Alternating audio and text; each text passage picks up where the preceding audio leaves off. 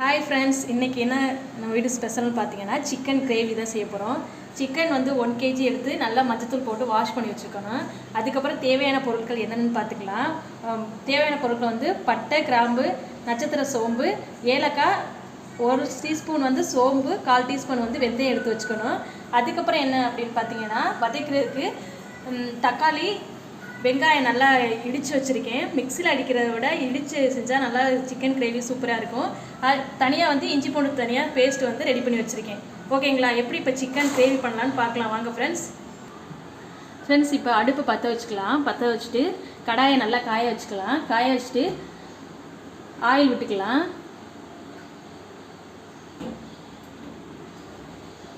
சிக்கனுக்கு தேவையான oil add பண்ணிக்கணும். ஆட் பண்ணிவிட்டு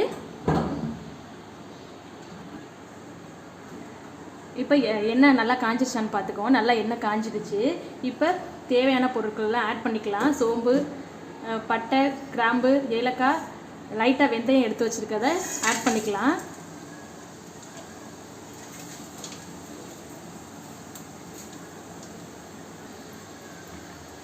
இப்போ ஒரு கொத்து கருவேப்பிலை ஆட் பண்ணிக்கலாம்.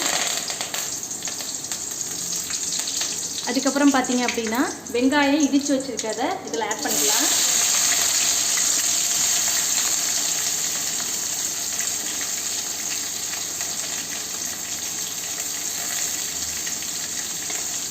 இப்போ வெங்காயத்தை ஆட் பண்ணிட்டோம். இதை நல்லா சிக்கன் கிரேவிக்கு மெயினாக என்னென்னா நல்லா வெங்காயம் வந்து நல்லா வதங்கி நல்லா ப்ரௌன் கலரில் வரணும். அப்போ தான் கிரேவி நல்லா டேஸ்ட்டாக இருக்கும். ஓகேங்களா? இப்போ வெங்காயம் வதங்கட்டும்.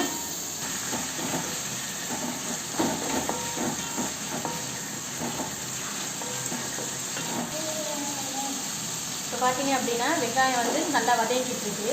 வெங்காயம் நல்லா வதங்கணும் அப்படின்னா லைட்டாக ஒரு இன்ச்சியை வந்து உப்பு ஆட் பண்ணிக்கலாம். உப்பு ஆட் பண்ணிக்கிட்டீங்க அப்படின்னா சீக்கிரம் வந்து வெங்காயம் வந்து நல்லா வதங்கி ப்ரௌன் கலரில் ஆட் பண்ணுறோம்.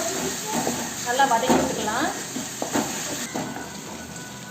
இப்போ பார்த்தீங்கன்னா வெங்காயம் நல்லா வதங்கிடுச்சு ஃப்ரெண்ட்ஸ். இப்போ என்ன பார்த்தீங்க அப்படின்னா இஞ்சி பூண்டு வந்து இடித்து வச்சுருக்க இஞ்சி பூண்டையும் இதில் ஆட் பண்ணிக்கலாம். ஆட் பண்ணிவிட்டு நல்லா கிண்டி விட்டுக்கலாம். இஞ்சி பூண்டு ஆட் பண்ணதுக்கப்புறம் இஞ்சி பூண்டோட பச்சை வாசனை போகிற வரைக்கும் அதையும் நல்லா கிண்டிக்கலாம் ஃப்ரெண்ட்ஸ். ஏன்னா இஞ்சி பூண்டு போட்டதுக்கப்புறம் கொஞ்சம் அடி பிடிக்கும். அதை வந்து நம்ம அடிக்கடி கிண்டி விட்டுக்கிட்டே இருக்கணும். கிண்டினதுக்கப்புறம் பார்த்தீங்க அப்படின்னா அது நல்லா ரெண்டும் வந்து மிக்ஸ் ஆகி நல்லா ப்ரௌன் கலரில் அதுவும் வரணும்.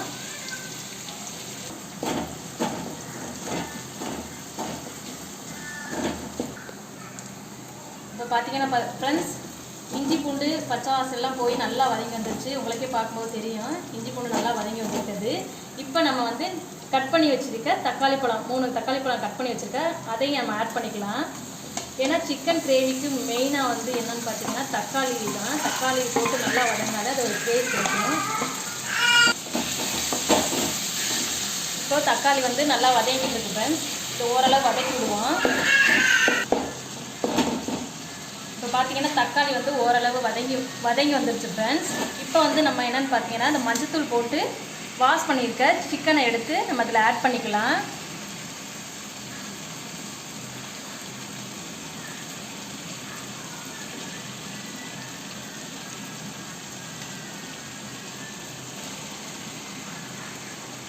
தண்ணி இல்லாமல் ஆட் பண்ணிக்கணும். ஏன்னா ஆல்ரெடி சிக்கன்லேயே வந்து தண்ணி இருக்கும், தண்ணி விட்டு வரும். இப்போ அதனால் நம்ம வந்து நல்லா புளிஞ்சிட்டு சிக்கனையும் ஆட் பண்ணிக்கலாம். இப்போ சிக்கனை ஆட் பண்ணிவிட்டு இதை நல்லா கிளறி விட்டுக்கலாம். கிளறி விட்டு அடி பிடிக்காமல் நல்லா கிண்டிக்கலாம். கிண்டிட்டு லைட்டாக தேவையான அளவு லைட்டாக உப்பு ஆட் பண்ணிக்கலாம். ரொம்ப ஆட் பண்ண வேணாம், கொஞ்சம் வெந்து வரட்டும்.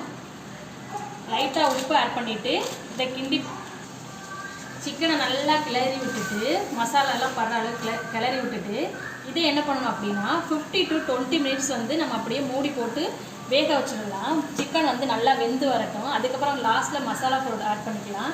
இப்போ இதை வந்து 50 to 20 minutes நல்லா மூடி வச்சுட்டு வேக வைப்போம். இப்போ சிக்கனை ஓப்பன் பண்ணி பார்ப்போம். ஓரளவு வதங்கி வருது ஃப்ரெண்ட்ஸ்.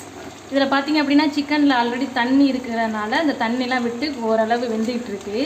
இந்த தண்ணி நல்லா வற்றி வரட்டும். அடிக்கடி இடையில வந்து கிளறி விட்டுக்கணும் ஃப்ரெண்ட்ஸ், இல்லைன்னா அடி பிடிக்கும். இப்போ ஓப்பன் பண்ணி பார்க்கலாம். சிக்கன் வந்து நல்லா வெந்து வந்துருச்சு. ஏன்னா 50 to 20 மினிட்ஸ் வேக வைக்கிறதுனால சிக்கன் நல்லா வெந்து வந்துடும்.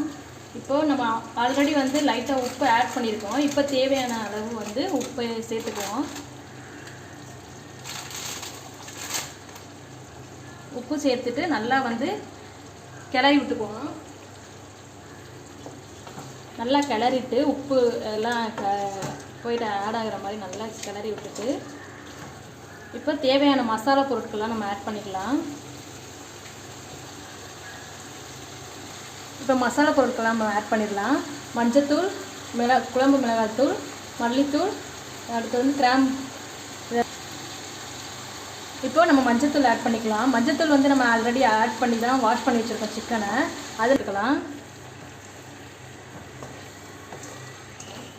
ஒரு 2 மினிட்ஸ் நல்லா அந்த மசாலா பொருட்களோட நல்லா கறி ஆட் ஆகிற மாதிரி நல்லா கிளறி விட்டுக்குவோம்.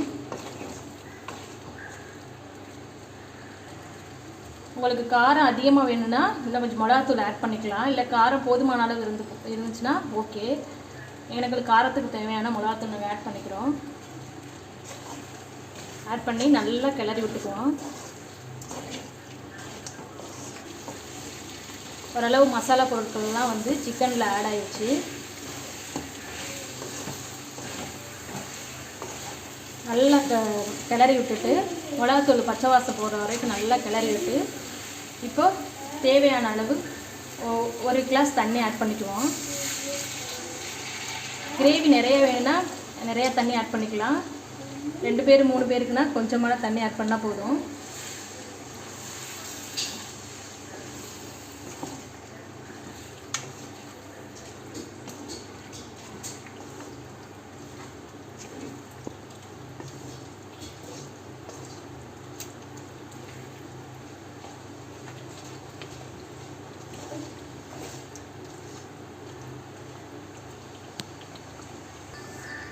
இப்போ மசாலா பொருட்கள் எல்லாம் ஆட் பண்ணிட்டோம்.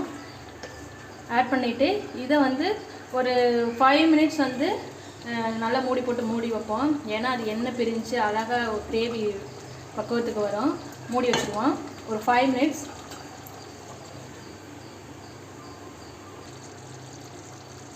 இப்போ 5 மினிட்ஸ்க்கு அப்புறம் ஓப்பன் பண்ணி பார்த்தோம் அப்படின்னா நல்லா எண்ணெய் பிரிஞ்சு சிக்கன் கிரேவி பக்குவத்தில் நமக்கு வந்துருச்சு. இப்போ லாஸ்ட்டாக என்னென்னு பார்த்தீங்கன்னா மல்லித்தலை ஆட் பண்ணி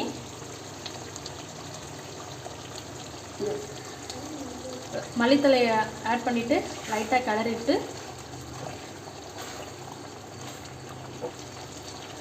மல்லித்தலையை ஆட் பண்ணிவிட்டு லாஸ்ட்டில் அடுப்பு ஆஃப் பண்ணிட வேண்டியதான் ஃப்ரெண்ட்ஸ். நமக்கு சூப்பரான சிக்கன் கிரேவி ரெடி ஆயிடுச்சு.